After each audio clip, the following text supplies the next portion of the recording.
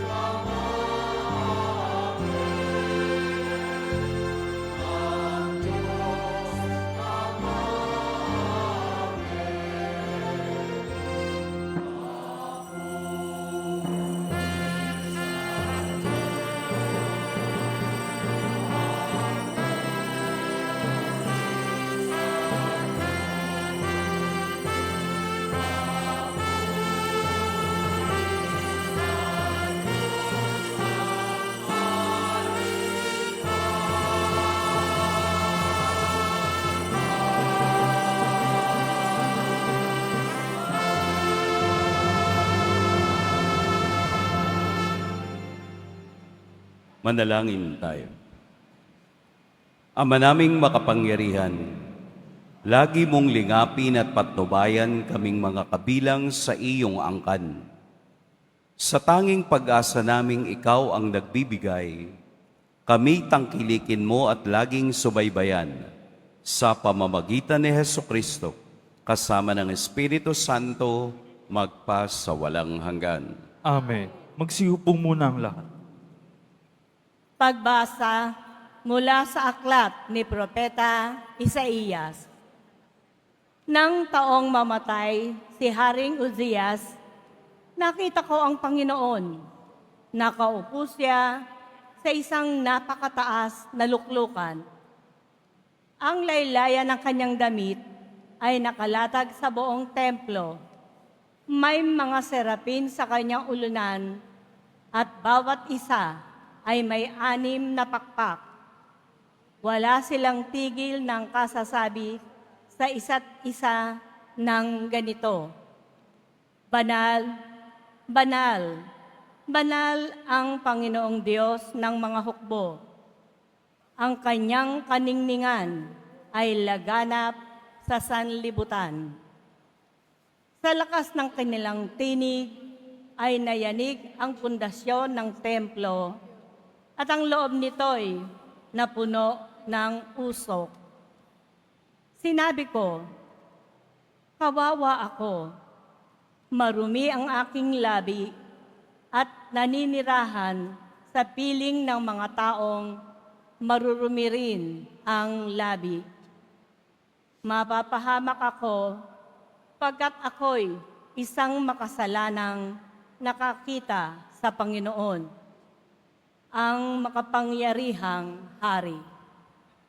Pagkatapos, may isang seraping sumipit ng baga sa dambana at lumipad ng patungo sa akin. Ang baga ay idiniit sa aking labi at sinabi, wala ka ng sala, napawi na ang mga kasalanan mo. Narinig ko ang tinig ng Panginoon. Sino ang aking ipadadala? Sino ang aming susuguin? Sumagot ako, narito po ako. Ako ang isugo nyo. Ang salita ng Diyos. Salamat sa Diyos. Poon, kita'y pupurihin sa harap ng mga anghel. Poon, kita'y pupurihin sa harap ng mga anghel. Ako, poon, buong pusong aawit ng pasalamat. Sa harap ng mga anghel, pupurihin kitang ganap. Sa harap ng iyong templo, ay yuyuko at gagalang. Pupurihin kita roon. Pupurihin ang iyong ngalan. Poon, kita'y pupurihin sa harap ng mga anghel. Dahilan sa pag-ibig mo at sa iyong katapatan, ika'y tunay na dakila, pati iyong kautusan. Noong ako ay tumawag, tinanggap ko ang tugon mo. Sa lakas mong itinulong, lumakas agad ako. Poon, kita'y pupurihin sa harap ng mga anghel.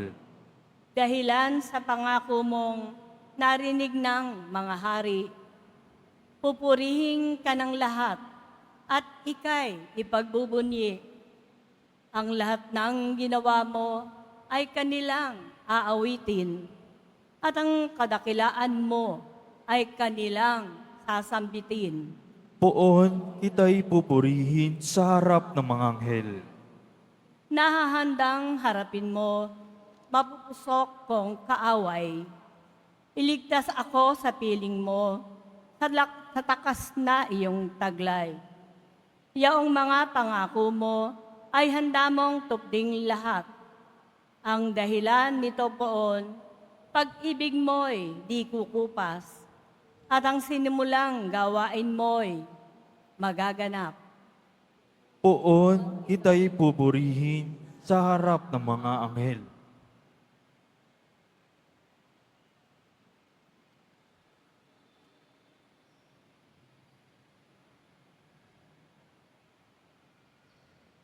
Pagbasa mula sa unang sulat ni Apostol San Pablo sa mga taga-Korinto. At ngayon ipinaaalala ko sa inyo, mga kapatid, ang mabuting balita na ipinangaral ko sa inyo. Iyan ang pahayag na inyong tinanggap at naging saligan ng inyong pananampalataya.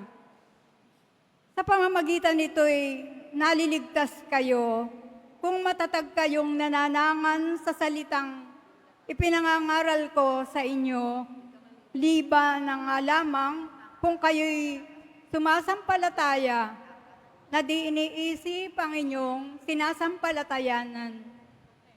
Sapagkat ibinigay ko sa inyo itong pinakamahalagang aral na tinanggap ko rin. Si Kristo'y namatay dahil sa ating mga kasalanan bilang katuparan sa nasasaad sa kasulatan. Inilibing siya at muling nabuhay sa ikatlong araw, ayon din sa kasulatan. At siya'y napakita kay Pedro, saka sa 12. Pagkatapos, napakita siya sa mahigit na 500 kapatid na nagkakatipon. Marami sa kanila'y buhay pa hanggang ngayon, bagamat patay na ang ilan. At napakita rin siya kay Santiago, saka sa mga apostol na sama-sama noon. Saka huli-huli ay napakita rin siya sa akin, bagamat ako'y tulad ng batang ipinanganak ng di kapanahunan, sapagkat ako ang pinakahamak sa mga apostol. Ako'y di karapat-dapat tawaging apostol, sapagkat inusig ko ang simbahan ng Diyos. Ngunit dahil sa kagandahang loob niya, ako'y naging apostol at hindi nawalan ng kabuluhan ng kaloob niyang ito sa akin. Nagpagal ako ng higit kaysa kanino man sa kanila. Bagamat hindi ito sa sarili kong kakayanan, kundi sa tulong ng Diyos sa akin. Kaya't maging ako o sila, ito ang ipinangangaral namin at ito ang pinananaligan ninyo. Ang salita ng Diyos. Salamat sa Diyos. Magsitayo na po ang lahat.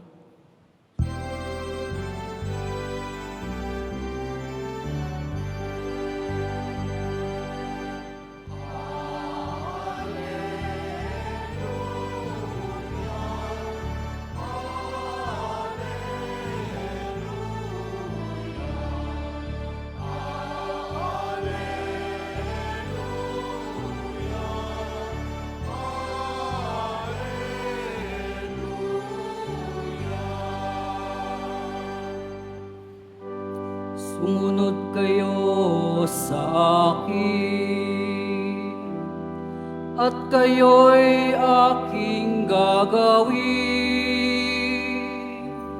Patambal ko sa tungkulin.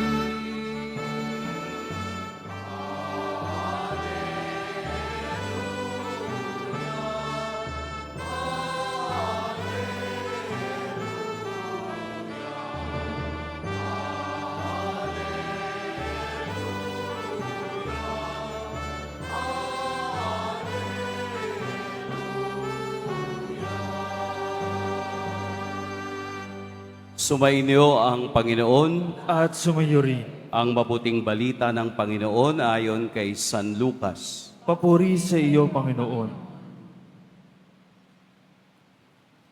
Noong panahong iyon, nakatayo si Jesus sa baybayin ng lawa ng Genesaret. Pinagkalipunpunan siya ng napakaraming tao na ibig makarinig ng salita ng Diyos.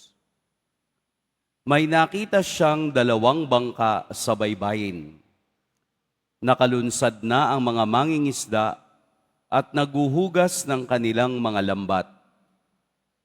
Lumulan siya sa isa sa mga bangka at hiniling kay Simong may-ari nito na ilayo ng kaunti sa tabi.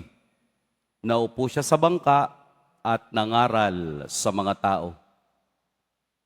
Pagkatapos niyang magsalita ay sinabi kay Simon, "Pumalaot kayo at ihulog ang mga lambat upang manghuli." Sumagot si Simon, "Guro, magdamag po kaming nagpagod at wala kaming nahuli. Ngunit dahil sa sinabi ninyo, ihuhulog ko ang mga lambat." Gayon nga ang ginawa nila at sa dami ng kanilang huli, ay halos magkansisira ang kanilang mga lambat. Kaya't kinawayan nila ang kanilang mga kasamahang nasa ibang bangka upang magpatulong at lumapit naman ang mga ito. Napuno ang 2 bangka sa halos lumubog. Nang makita iyon ni Simon Pedro, siya'y nagpatira pa sa paanan ni Jesus at nagsabi, "Lumayo po kayo sa akin, Panginoon, sapagkat ako'y makasalanan." Nang gilala siya at ang kaniyang mga kasama, dahil sa dami ng kanilang huli, gayon din sina Santiago at Juan, mga anak ni Zebedeo, na mga kasosyo ni Simon. At sinabi ni Jesus kay Simon, "Huwag kang matakot. Mula ngayoy, mamamalakaya ka ng mga tao." Nang maitabi na nila ang kanilang mga bangka, iniwan nila ang lahat at sumunod kay Jesus. Mga kapatid, ang mabuting balita ng Panginoon. Pinupuri ka namin, Panginoong Hesukristo. Magsiupo muna ang lahat. Magandang tanghali po sa lahat. Atin pong purihin at dakilain ang ating Poong Jesus Nazareno.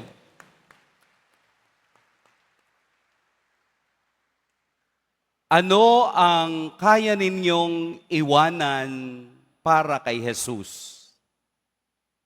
Ano ang kaya ninyong alisin para ikaw ay makasunod sa Kanya? Sa pamantayan ng tao, napakahirap itong gawin. Pero kung ito ay pagbibiyaya mula sa Diyos, ang lahat ay nagiging posible. Ang ating ebanghelyo ay gusto kong bigyan ng 2 bagay na pwede nating matutunan. Una, ang salita ng Diyos ay nakapangyayari. Nagkakaroon ng kahulugan at nagkakaroon ng resulta ang salita ng Diyos kung ikaw ay sumusunod at nagtitiwala. Halimbawa, ang sabi ni Pedro, ni Simon, "Magdamag na po kaming pumalaot at wala kaming nahuli." Marahil ang sitwasyon ay umaga dahil nakadungka na ang kanilang mga bangka at inaayos na nila ang kanilang mga lambat at tunay nga na wala talaga silang nahuli. Ang salita ni Kristo, ang salita ng Diyos na sinabi niyang, "Pumalaot kayo at ihulog ang lambat upang manghuli." Come to think of it, si Jesus ay anak ng karpintero. Ano ang alam ng anak ng karpintero sa pangingisda? Ito ay pagpapakita na kahit ang kalikasan ay susunod sa salita ng Diyos. Pumalaot kayo. Sa English po, Go deeper. Pumalaot kayo. Sa pagpalaot nila, doon nila nakita ang grasya ng Diyos na umaagos at mas marami sa kanilang inaasahan. Halos hindi nila mahila ang lambat, halos magkasira-sira ang lambat sa biyayang ibinigay ng Diyos. Dahil naniwala sila sa salita ni Kristong, pumalaot kayo, go deeper. Ibig sabihin, huwag tayo doon sa bagay na alam lang natin at komportable. Go deeper. Pinapalalim tayo ng Diyos. Pinapapalaot tayo ng Diyos sa bagay na sanay na tayo. Hindi ba't sanay na tayo sa bagay na komportable lamang tayo? Okay na yun. Pero sa Diyos, ang sabi niya, kung gusto mo ng mas maraming biyaya, pumalaot ka. Go deeper.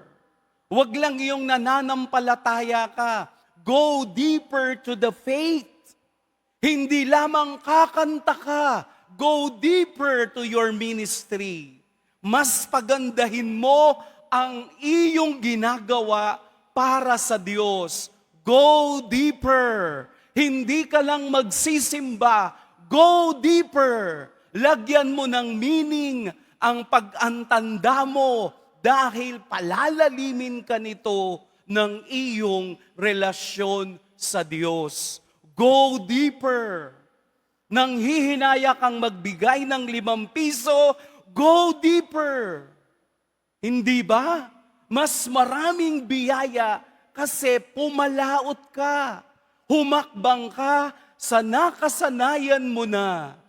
Hindi ka lamang tuwing linggo magsisimba. Pwedeng magsimba araw-araw hanggat ikaw ay may panahon.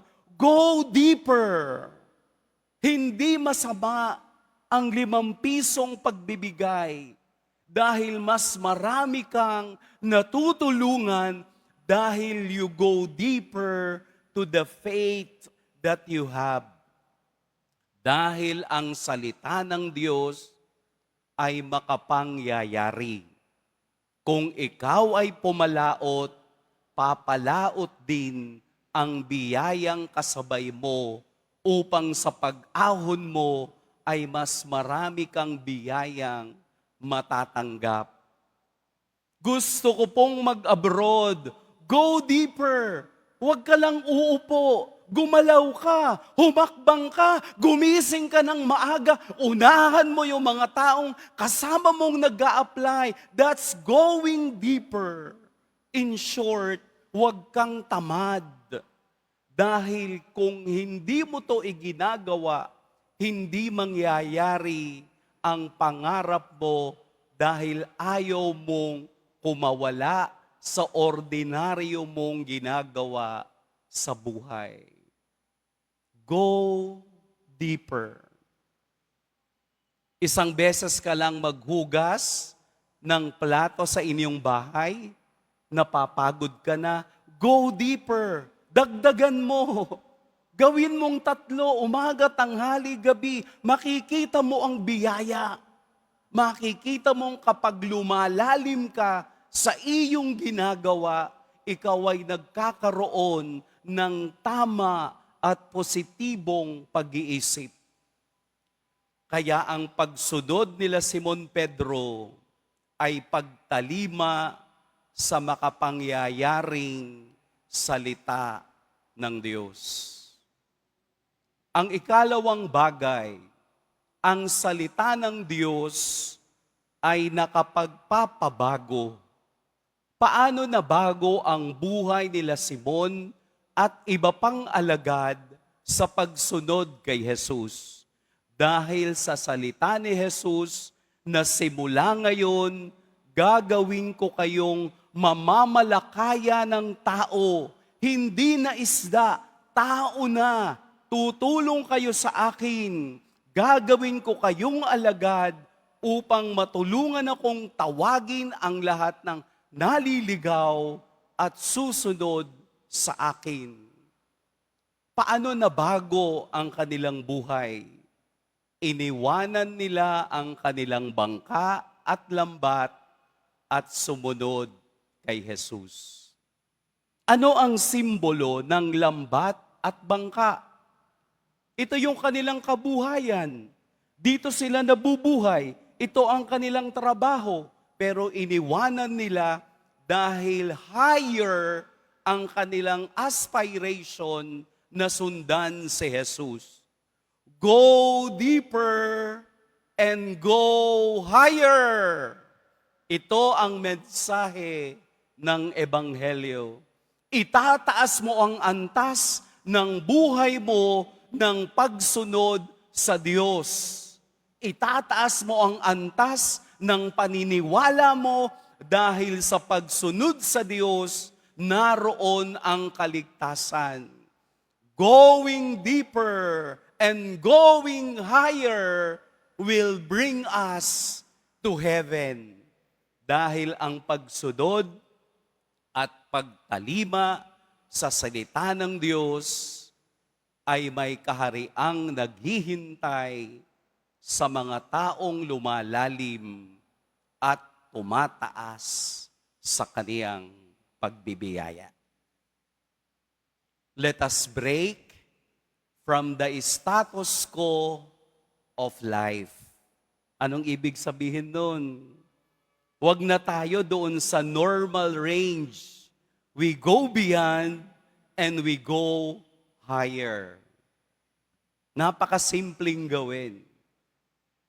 Kung nagdarasal ka sa umaga, dadagdagan mo ng pagdarasal sa gabi. Kung tumutulong ka ngayon, dadagdagan mo ang pagtulong sa mga susunod na araw. Kung masipag kang magsimba tuwing linggo, sisipagan mo rin sa ibang araw. Go deeper at makikita ninyo na kapag ikaw ay nakatakas sa status ko ng buhay na yan, makikita mong mayroon talagang pagpapala kapag susunod sa kaniyang salita.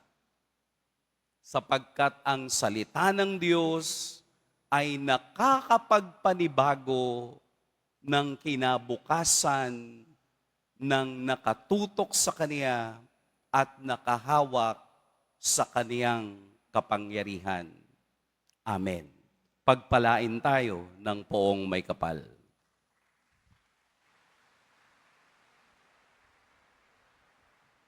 Magsitayo na po ang lahat. Sabay-sabay nating ipahayag ang ating pananampalataya. Sumasampalataya ako Sa Diyos amang makapangyarihan sa lahat, na may gawa ng langit at lupa, sumasampalataya ako kay Jesucristo, iisang anak ng Diyos, Panginoon nating lahat. Nagkatawang tao siya lalang ng Espiritu Santo, ipinanganak ni Santa Mariang Birhen, pinagpakasakit ni Poncio Pilato, ipinako sa krus na matay inilibing, nanaog sa kinaroroonan ng mga yumao. Nang may 3 araw na buhay namang muli, umakyat sa langit, naluklok sa kanan ng Diyos amang makapangyarihan sa lahat. Doon magmumulang paririto at hukom sa nangabubuhay at nangamatay na tao. Sumasampalataya naman ako sa Diyos Espiritu Santo, sa banal na simbahang katolika, sa kasamahan ng mga banal, sa kapatawaran ng mga kasalanan, sa pagkabuhay namang muli ng mga nangamatay na tao, at sa buhay na walang hanggan. Amen. Kami dumadalangin ngayon sa iyo, Ama naming mapagmahal, upang sa aming pagsusumikap maisabuhay ang iyong pag-ibig, na kami lubos na makilala ng mundo bilang mga alagad ng iyong anak na si Jesus. Buong puso kaming nananalangin. Panginoon, puspusin mo kami ng iyong pag-ibig. Panginoon, busbusin mo kami ng iyong pag-ibig. Puspusin mo kami, O Diyos, ang mga namumuno sa aming simbahan at pamayanan ng iyong makapangyarihan at hindi makasariling pag-ibig upang maisulong namin ang katarungan at kapayapaan na iyong hatid para sa lahat. Manalangin tayo. Panginoon, busbusin mo kami ng iyong pag-ibig. Hilumin mo, O Diyos, ang aming mga pusong nasugatan ng masamang nakaraan, upang matamo namin ang tunay na pag-ibig na itinuro sa amin ng iyong anak na si Jesus. Manalangin tayo. Panginoon, puspusin mo kami ng iyong pag-ibig. Pukawin mo, O Diyos, ang puso ng mga kabataang nagnanais maging pari o madre, upang makatugon sila sa iyong tawag ng buong puso at may pag-aalay ng sarili. Manalangin tayo. Panginoon, puspusin mo kami ng iyong pag-ibig. Panumbalikin mo, O Diyos, ang sigla ng mga taong naapektuhan ng anumang malubhang karamdaman. Ng buong galak at pasasalamat silang magpuri sa iyo, magpasawalang hanggan. Manalangin tayo. Panginoon, puspusin mo kami ng iyong pag-ibig. Ipadama mo, O Diyos, ang iyong awa at dakilang pag-ibig sa mga kapatid naming pumanaw na umaasa sa iyong biyaya ng buhay na walang hanggan. Manalangin tayo. Panginoon, puspusin mo kami ng iyong pag-ibig.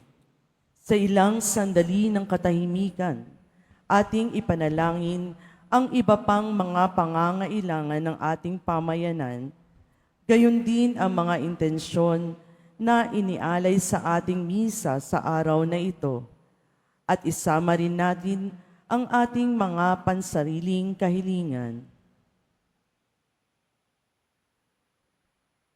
Manalangin tayo.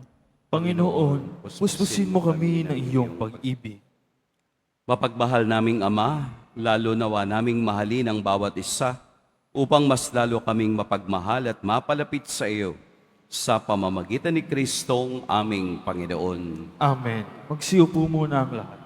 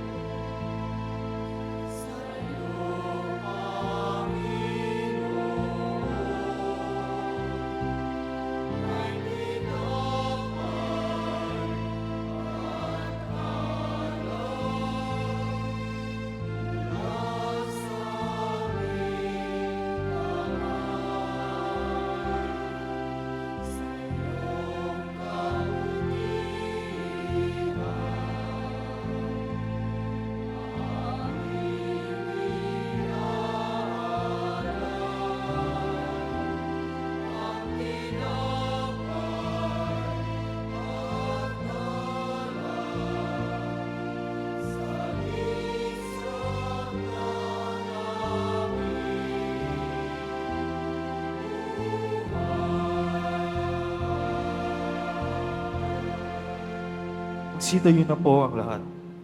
Madalangin kayo mga kapatid upang ang paghahain natin ay kalugdan ng Diyos amang makapangyarihan. Tanggapin nawa ng Panginoon itong paghahain sa inyong mga kamay, sa kapurihan niya at karangalan, sa ating kapakinabangan, at sa buong sambayan ng banal. Ama naming lumikha, ang pagkait inuming narito ay iyong ginawa upang mapalakas kaming mga mahihina. Ipagkaloob mong ito ay aming mapagsaluhan bilang pakikinabang sa buhay mong pangmagpakailanman. Sa pamamagitan ni Hesukristo, kasama ng Espiritu Santo, magpa sa walang hanggan. Amen. Sumainyo ang Panginoon. At sumayo rin. Itaas sa Diyos ang inyong puso at diwa. Itinaas na namin sa Panginoon. Pasalamatan natin ang Panginoong ating Diyos. Marapat na siya ay pasalamatan. Ama naming makapangyarihan, tunay ngang marapat na ikaw ay aming pasalamatan sa pamamagitan ni Hesukristo na aming Panginoon. Sa dakilang pagtubos niya sa amin, ang kasalanan at kamatayang aming pasanin, ay binalikat niya upang kami palayain at maitampok sa iyong luningning. Siya ang nagtanghal sa amin bilang liping hinirang, pari at haring lingkod sa iyong kamahalan. Mula sa kadiliman kami iyong tinawag, upang makasapit sa iyong liwanag. Bilang iyong angkang may tungkuling maglahad ng iyong dakilang pag-ibig sa lahat. Kaya kaisa ng mga anghel na nagsisiawit ng papuri sa iyo, nang walang humpay sa kalangitan, kami nagbubunyi sa iyong kadakilaan.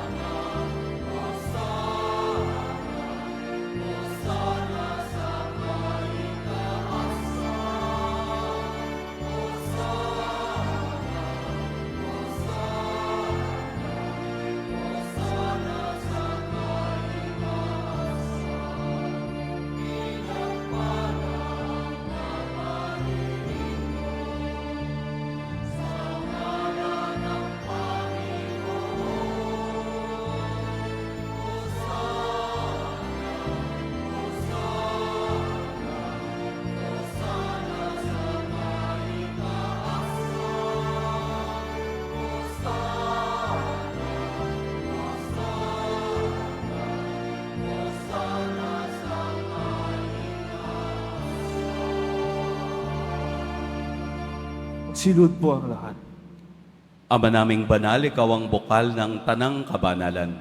Kaya't sa pamamagitan ng iyong Espiritu, gawin mong banal ang kaloob na ito upang para sa amin maging katawan at dugo ng aming Panginoong Heso Kristo.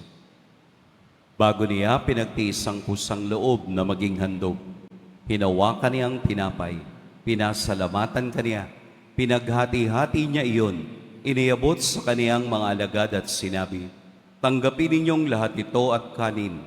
Ito ang aking katawan na ihahandog para sa inyo."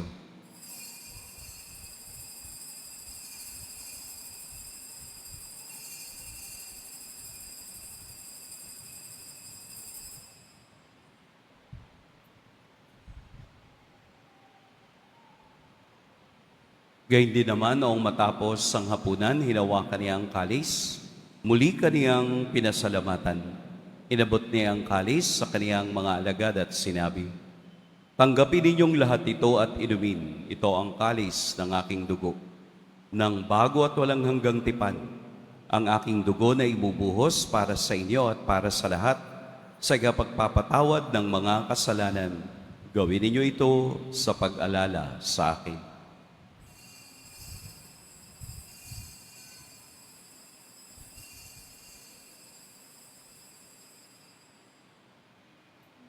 Magsidayo na po ang lahat. Ipagbunyi natin ang misteryo ng pananampalataya. Si Kristo'y namatay, si Kristo'y nabuhay, si Kristo'y babalik sa wakas ng panahon. Ama, ginagawa namin ngayon ang pag-alala sa pagkamatay at muling pagkabuhay ng iyong anak. Kaya't iniaalay namin sa iyo ang tinapay na nagbibigay buhay at ang kalis na nagkakaloob ng kaligtasan. Kami nagpapasalamat dahil kami iyong minarapat na tumayo sa harap mo para maglingkod sa iyo. Isinasamo namin kaming magsasalo-salo sa katawan at dugo ni Kristo ay mabuklod sa pagkakaisa sa pamamagitan ng Espiritu Santo. Ama, lingapin mo ang iyong simbahang laganap sa buong daigdig. Puspusin mo kami sa pag-ibig kay San Francisco na aming Papa at ni Jose na aming Obispo at ng Tanang Kaparian. Alalahanin mo rin ang mga kapatid naming nahimlay nang may pag-asang sila'y muling mabubuhay, gayon din ang lahat ng mga pumanaw. Kaawaan mo sila at patuloyin sa iyong kaliwanagan. Kaawaan mo at pagintapating kaming lahat na makasalo sa iyong buhay na walang wakas, kaysa ng mahal na Birheng Maria na Ina ng Diyos, ng kabiyak ng puso niyang si San Jose, kaysa ng mga apostol ni San Juan Bautista, at ng lahat ng mga banal na namuhay dito sa daigdig ng kalugod-lugod sa iyo, maipagdiwang nawa namin ang pagpupuri sa ikararangal mo sa pamamagitan ng iyong anak na aming Panginoong Heso Kristo. Sa pamamagitan ni Kristo, kasama niya at sa Kaniya, ang lahat ng parangal at papuri ay sa iyo, Diyos Amang makapangyarihan, kasama ng Espiritu Santo, magpa sa walang hanggan.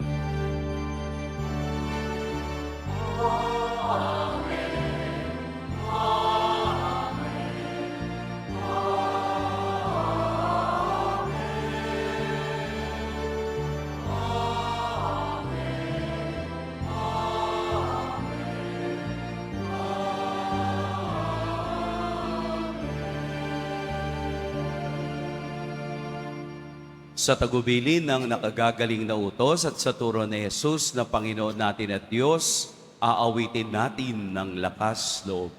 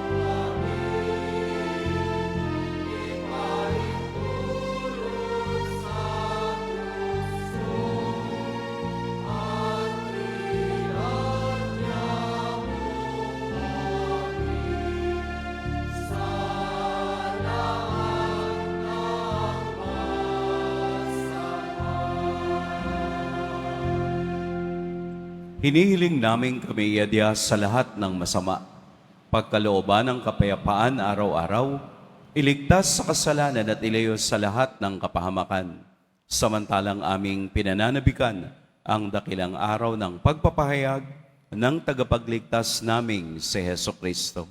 Sapagkat iyo ang kaharian at ang kapangyarihan at ang kapurihan magpakailanman. Amen.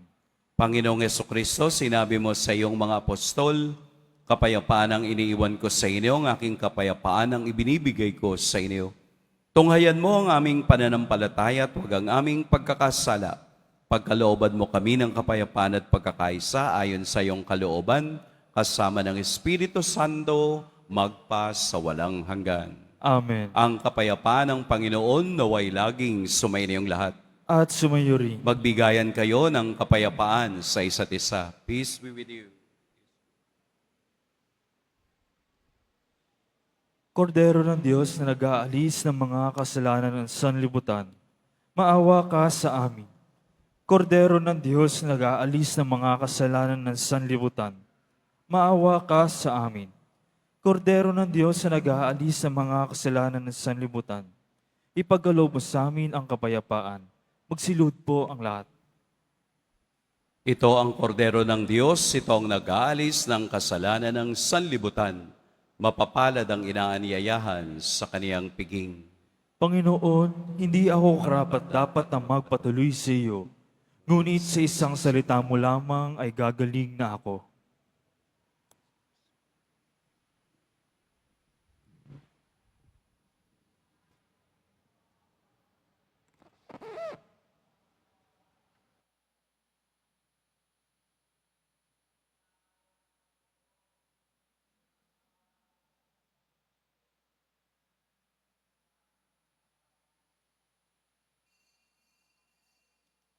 Para sa lahat ng tatanggap ng banal na komunyon, sasagot po tayo ng amin pagkasabi ng pare o ng lay minister ng katawan ni Kristo. At isubo agad sa bibig bago umalis sa harapan ng pare o lay minister. Sumunod po tayo.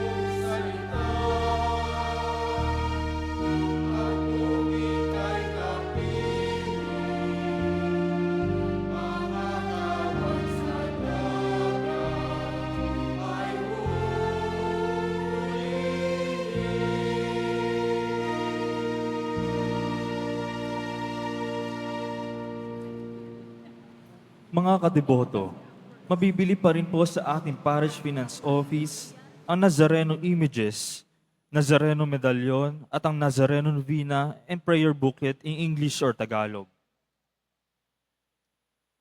Ang Nazarene Catholic School, ang paaralan Basilica Minor at Pambansang Dambana ni Jesus Nazareno, ay tumatanggap ng mag-aaral mula preschool hanggang senior high school para sa school year 2025-2026.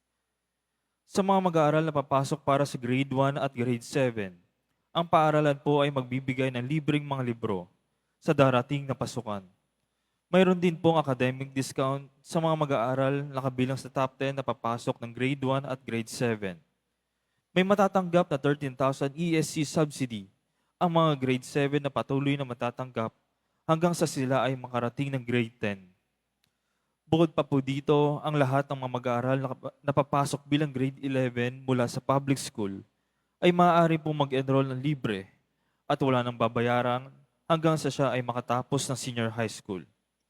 Para sa karagdagang impormasyon, tulong pang edukasyon pinansyal, diskwento at scholarship, maaari kayong mag-message sa Nazarene Catholic School Facebook page o tumawag sa mga sumusunod na numero sa nakapaskil sa LED screen.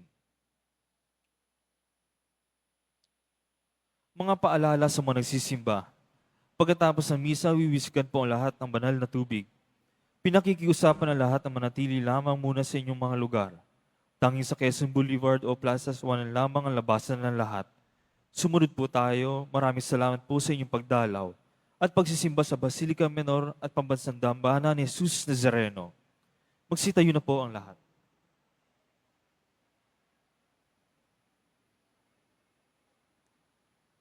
Manalangin tayo.